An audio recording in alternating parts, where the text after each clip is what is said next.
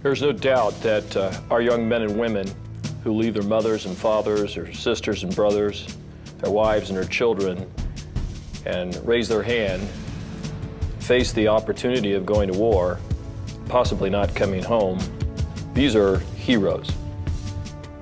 Heroism is born of integrity, and it is religious conviction which inspires integrity and helps people discover a sense of moral clarity. Since the founding of our nation, our Sea Service personnel have been accompanied by their chaplains and religious ministry professionals drawn from the many faith traditions. The Chaplain Corps assures that our nation is well served by the Sea Service personnel who are spiritually confident, genuinely cared for, well advised, and morally centered. Our families must know that the sacrifices they might be asked to make are considered sacred. An old World War II Navy chaplain that I knew passed away. And I remember thinking about at his funeral, what would somebody do if they wanted to be a Navy chaplain? Started falling through the right doors into the chaplain candidate program when I was in graduate school. When I was in seminary, there was a chaplain candidacy program. I had a chance to be with an infantry unit for a month, and I knew this is what I wanted to do. Being a pastor had its own rewards. It was fun in a lot of ways, but it wasn't, for me, as challenging as I wanted. It seemed like chaplain was always in the back of my mind. The more I found out about the ministry in the Navy, the more intrigued I was and saw the tremendous need for chaplains. Went into the seminary, graduate school seminary. We do 4-year graduate degree. And after the first year of graduate school, I was commissioned in the Navy as an ensign. It's physically challenging, it's emotionally challenging when you have to be separated from your family.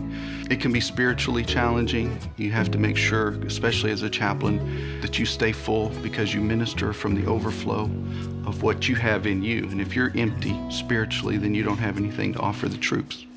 You're out in the middle of, God knows where, literally, out on the ocean, and you're with these people who are all sacrificing their time and talents, some of the best young men and women our nation has. And you're sharing in their joys and sorrows. You're part of this. And these are the most amazing people on the planet. I mean, I'll argue with anybody that sailors, Marines, and Coast Guardsmen are the most amazing people on the planet. I mean, just look at the sacrifices they make to do the things they do and to keep this country free.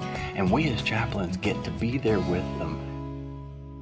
It's really important for our representation as the Navy Chaplain Corps to be as diverse as possible. We're here to ensure the free exercise of religion. And oh, by the way, we're also here, if you don't want to practice religion, to make sure that you have that freedom too. So the more diverse our Corps is, the better. No one cares what your religion is. You're the chaplain. You're the chaplain. You represent God, you represent calmness, and you represent truth.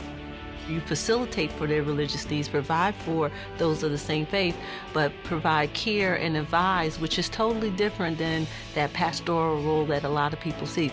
You may specifically minister to Roman Catholics sacramentally, but during the week I'm doing a lot of counseling, so it's everybody. A lot of counseling sessions don't happen when these Marines come into my office. A lot of it happens when I'm in the field with them and they pull me aside. And just because I was there, what was taught to us in chaplain school was always have they call it hip pocket sermons, something ready to go in your hip pocket so you can break it out and do a field service on the fly. Even youths grow tired and weary. Young men stumble and fall. Do you guys feel that way? Yeah, especially carrying around that Ma Deuce over there. And the wonderful thing about chaplains of any flavor, they're the one person that the sailor or Marine or Coast Guardsman can always come to, and it's completely confidential. The chaplain is the person that provides the safety net. When I sit down and talk with a sailor, I usually tell them, what we talk about is between you and me. I know guys who've been asked by their commanding officer, what did he tell you? Sir, I can't tell you that. The chaplain is the one with the pulse on the troops, talking with these men and women, understanding where they're coming from in their perspective. It's our seat at the table that brings those voices to life for the commanding officer. I love people. And to care for people, no matter where they come from, the commission, Matthew 28, going out to minister to all nations. When you lay your head on the pillow, you have such a sense of, I did something valuable. I did something important. I ministered to somebody, touched them in a way that perhaps no one else could ever do. I go where the Navy needs me, and I believe that's part of, God's plan. And everywhere I've been able to connect with people. To be able to help them enriches me. It makes me a better person. A lifestyle of sacrifice, of hard work, but you get to be with people. And if you can love people under harsh circumstances and not worry about yourself, you let God take care of you, you take care of the people, you can be a Navy chaplain.